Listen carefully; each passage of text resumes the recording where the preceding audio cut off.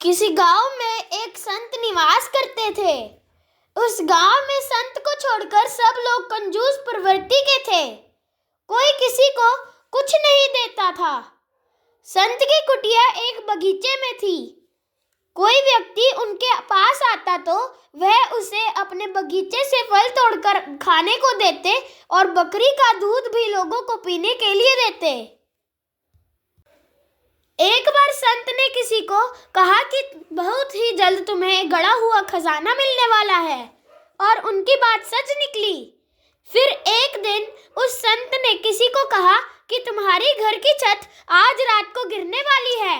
उस व्यक्ति ने संत की बात मानी और घर से बाहर रहा। संत की बात पुण्य सत्य हुई। छत वास्तव में अगले दिन गिर गई। अब सभी के अंदर एक धारणा बन गई कि संत की कही बात कभी गलत नहीं होती।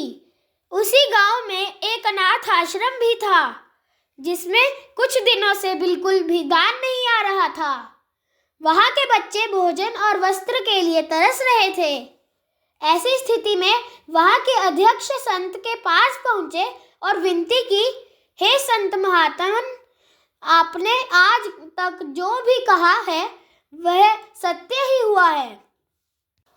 मैं आपसे एक झूठ बोलने की प्रार्थना करता हूँ। आप बस इतना कह दें कि 3 दिन बाद प्रलय होने वाला है। संत बोले, ऐसा कैसे हो सकता है? झूठ तो झूठ ही रहेगा।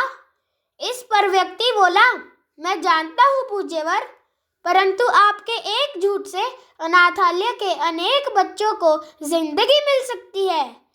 संत बोले, मेरे झूठ बोलने से बच्चों का क्या संबंध?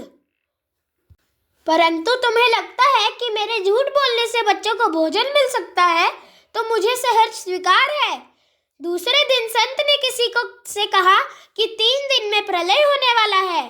बात आग की तरह पूरे गांव में फैल गई। सभी जानते थे कि संत की बात हमेशा सही होती है। किसी ने कहा, प्रलय के समय जल और थल मिल जाते हैं। ऐसा जानकर सभी मंदिर के प्रांगण में एकत्र होकर प्रार्थना करने लगे। एक दिन पहले ही अनाथ आश्रम का अध्यक्ष मंदिर के पुजारी से मिलकर सारी बात बता चुका था। मंदिर के पुजारी ने घोषणा की कि सबको अगर समाप्त ही होना है तो क्यों न दान पुण्य कर ही मरे। यह सुनकर सभी लोग अपने घर की ओर दौड़े। जिसने जो पाया, अन्न, धन, पशु, वस्त्र सभी कुछ दान किए। अनाथ आश्रम को भी दान दिए। फिर तीसरा दिन आया और चला भी गया।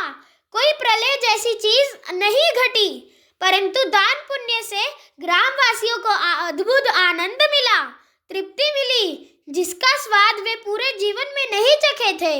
उस दिन के बाद वहां के लोगों में परिवर्तन आ गया और लोगों ने अपनी कृपणता छोड़ दी।